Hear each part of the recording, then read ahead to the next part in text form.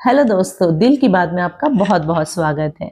आप सभी ने तो एक दोहा बचपन में सुना ही होगा, रहीमन धागा प्रेम का मत तोड़ो चटकाए, टूटे से फिर ना जुड़े, जुड़े गांठ परी जाए।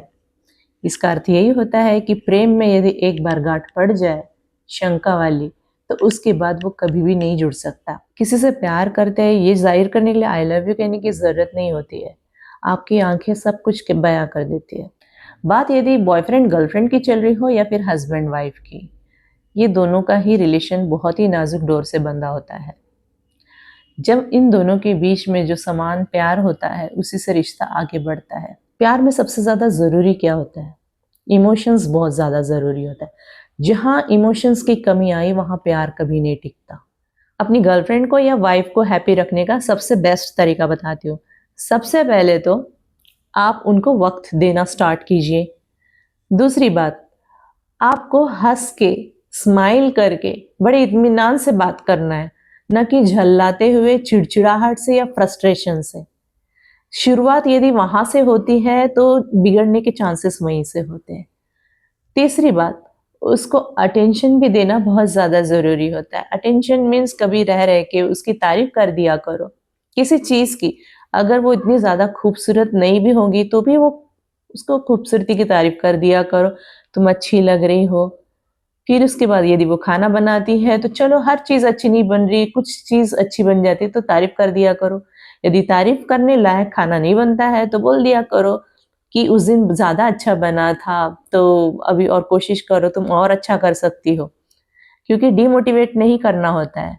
किसी भी चीज में यदि तुमने डिमोटिवेट करना स्टार्ट कर दिया ना तो वहीं से खेल बिगड़ना शुरू हो जाता है। और चौथी बात, अपने फैमिली मेंबर्स की बात सुन के उसको बुरा भला यदि आप बोलते हो तो वहां पे भी बात बिगड़ने के चांसेस रहते हैं। अगर तुम्हारे मम्मी पापा या फिर भाभी बहन कोई भी उसके खिलाफ कुछ भी भड़काते हैं आपको, उनकी बातें सुनकर तुम मन में रख कर, भले ही तुम वो एग्जैक्टली वो बात उसके सामने नहीं कर रहे हो, लेकिन दिमाग में और दिल में तो वही बातें भरी पड़ी है। इवन दोस्त लोग या बाहर के पड़ोसी कुछ बोलते भी है कुछ ऐसी बात, तो वो चीजें मन में भर के यदि उस पे जज करना या फिर उससे बात करना स्टार्ट करते हो तो वो भी खेल बिगाड़ देता है रिलेशन का। और पांचवी बात, उसको कभी भी किसी और लेडी के साथ कंपेयर मत कीजिए कि वो कितना अच्छा खाना बनाती है, वो कितनी अच्छी दिख रही है साड़ी में, उसकी साड़ी कितनी अच्छी थी, उसका ड्रेस उस पे कितना सूट कर रहा है, तुम पे उतना नहीं सूट करता है। वो थोड़ी हाइट में अच्छी है, उसका फिगर अच्छा है इसलिए उसे अच्छा दिख रहा है। ये सब बातें जब की जाती है ना, तब वो लड़की के मन में या फिर उस औरत के मन में घर कर जाती है वो चीजें। वैसे तो बहुत सारी बातें हैं, सिर्फ 5 बातें मैंने अभी बताया है, इसका मतलब सिर्फ 5 बातें ही नहीं। औरतों की भी बहुत गंदी आदतें होती है कि दूसरी औरतों को देख देख के जलने लग जाती है। औरतों को ना एक चीज मैंने बोलते हुए सुना है, देखो बोले वो भी तुम्हारे जैसे जॉब कर रहा है लेकिन उसके पास देखो कितनी अच्छी कार है, तुम्हारे पास देखो ऐसी कार है, कितने साल हो गए तुम अभी तक ये कार चेंज ही नहीं किए हो।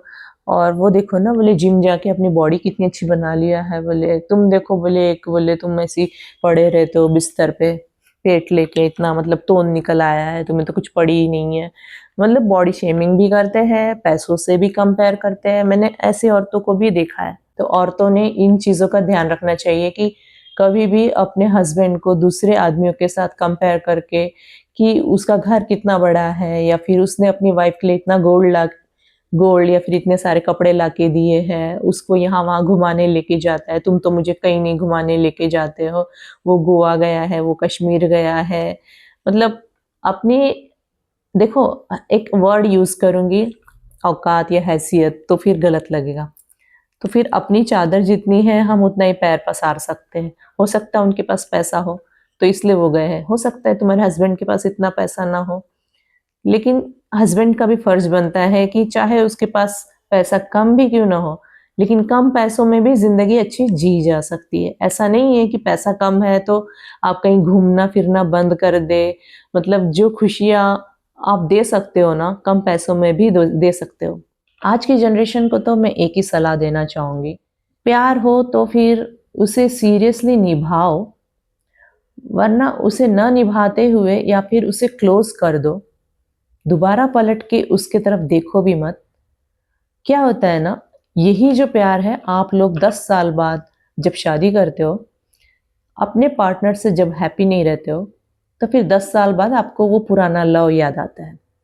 तो कहीं न कहीं व्हाट्सएप से, फेसबुक से, कहीं से भी जुड़ जाते हो। फिर जो बची-कुची लव स्टोरी होती है ना, उसको फिर पार्ट 2, पार्ट 3 बनाने लग जाते हो। ये कोई मूवी नहीं है, ये लाइफ है। मूवी में पार्ट 2, पार्ट 3 सब कुछ बन सकता है, लेकिन लाइफ में एक पार्ट बन गया बस वही काफ़ी है। फिर ज़िंदगी भर वो पार्ट 1 से ही द बिगिनिंग, द एंड सब उसी से होता है। ये कोई राजामौली जी की मूवी नहीं है। ये चीज़ों को तो समझना होगा हम सभी ने। एक चीज़ मैं समझ नहीं पा रही हूँ, आजकल लोगों में इमोशंस की बहुत कमी है। लोगों में इमोशनल अटैचमेंट कहीं नज़र नहीं आता है, क्योंकि वक़्त नहीं है किसी के पास। हर कोई अपनी-अपनी लाइफ में इतना बिज़ी है कि अपने वाले पार्टनर को इमोशनली कैसे हैप्पी रखना चाहिए, ये चीज़ किसी की समझ में नहीं आ रही है। पैसों से ही खुशियाँ तोली जा रही है। सबको यही लगता है कि आज हमारे पास इतना पैसा है, हमने इनको किस चीज़ की कमी की है। स्पेशली जब हस्बैंड होता है, उसे यही लगता है कि मैं इतनी कमाई करता हूँ, मेरी वाइफ के सामने मैं इतनी कमाई का कोई चीज़ ला के देता हूँ, या फिर मेरे बच्चों को मैं कमाई से अच्छी एजुकेशन दे पा रहा हूँ, तो फिर मैं क्या कम कर रहा हूँ। लेकिन कहीं न कहीं इमोशंस मिसिंग है। हम में और रोबोट्स में क्या फ़र्क रह जाएगा, अगर हमारे अंदर कोई इमोशंस ही नहीं रहेंगे। मैरिजेज़ तो मैरिज होने के बाद ही असली रंग लाती है, कि तुम्हारे वाइब्स उनके साथ कैसे मैच कर रहे हैं। मेबी ये हो सकता है कि यदि आप किसी को पहले से ही जानते हो, लव करते हो, लेकिन शादी के बाद ज़िम्मेदारियाँ आ जाती है, तो वो पहले जैसा लव नहीं रह जाता है। तो आप दोनों के बीच पहले से बहुत ज़्यादा अंडरस्टैंडिंग होती है, तो आप उनको इस वे में भी बता सकते हो कि अब मुझ पर ज़िम्मेदारी आ गई है, तो मुझे थोड़ा वक़्त दो, मैं सब कुछ हैंडल कर लूँगा। ये जो शब्द है, ये जो लाइनें हैं, यदि आप उसे कहते हो ना, तो वो समझ जाती है। लेकिन यदि वक़्त ना देते हुए चिड़चिड़ाहट से या फिर खुद फ्रस्ट्रेशन में आके उससे दूरियाँ बनाने लगते हो, उससे कटे-कटे से रहते हो, उसको वक़्त देना बंद करते हो, तो फिर तो बिगड़ना ही है। तो अरेंज मैरिज में अक्सर यही चांसेस है कि एक-दूसरे को पहले से वो जानते नहीं हैं, तो काफ़ी सारे मिसअंडरस्टैंडिंग्स उसी वजह से क्रिएट होते हैं। किसी ने उसने कुछ बोल दिया है, तो किस वे में बोला होगा, तो वो चीज़ गलत लगती है। तो अरेंज मैरेजेस में बहुत संभल-संभल के चलना पड़ता है। वो कोई तुम पहले से जानने वाली लेडी नहीं है, उसके सामने तुम कोई भी मज़ाक नहीं कर सकते। हस्बैंड वाइफ के बीच में कभी भी फैमिली मेंबर्स ने नहीं आना चाहिए। अगर आपने फैमिली मेंबर्स को इन्वॉल्व कर लिया उस चीज़ में, तो मैटर और बिगड़ने के चांसेस रहते हैं। क्योंकि अगर मान लो हस्बैंड के साइड के रिलेटिव्स हैं, तो हमेशा हस्बैंड को ही साथ देंगे, और वाइफ के साइड के रिलेटिव्स वाइफ को साथ देंगे। साथ सिर्फ बातों से दिया जाता है। एक बार डाइवोर्स हो जाने के बाद औरत कभी भी किसी के सपोर्ट में नहीं रहती है, उसको खुद ही खड़ा होना पड़ता है। तो औरतों ने भी समझना चाहिए कि वो चाहती क्या है लाइफ से, अपना एक एम सेट कर ले, गोल सेट कर ले। और हस्बैंड ने भी चाहिए कि वो भी चाहता क्या है बीवी से, अपनी लाइफ से। तो ये चीज़ें क्लियर क्लियर हो जानी चाहिए। अगर हस्बैंड ये कहता है कि मुझे तुझसे कोई लेना देना नहीं है, मुझे बस इसी तरह रोज़ टाइम पे खाना दिया कर, मेरे बच्चों को सँभाला कर, मेरा घर सँभाला कर, और ज़्यादा करना ही क्या है? तो ये तो एक नर्स भी कर लेगी।